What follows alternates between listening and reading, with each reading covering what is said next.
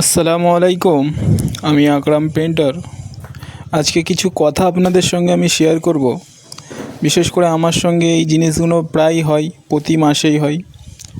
তো আজকে 20 তারিখ। এই 20, 21, 22, 23 তারিখগুলোতে কী হয়, আমরা প্রতি হপ্তাতে পার্টিদের কাছ থেকে খরচা নিই। এই 3,000 5,000 এমন করে খরচা নিই। যখনই এই তারিখগুলো সামনে চলে আসে, এবার সবাই বিভিন্ন রকমের জব করে। কেউ ইলেকট্রিক অফিসে জব করে, কেউ স্কুলে জব করে। এই তারিখগুলো চলে এলে কী হয়, পার্টিদের কাছ থেকে যখনই খরচা চাই হপ্তা শেষে, বলছে যে এখন আর হবে না, সেই 2-3 তারিখ করে নাও। এবার বোঝো ঠেলা। আমার কাছে 3-4টে মিস্ত্রি আছে, তাদের খরচা আছে। কেউ বলবে বাড়িতে 2,000 টাকা দাও, কেউ 1,000 টাকা দাও। এখন এই যে 10-12 দিন কিভাবে চলবে?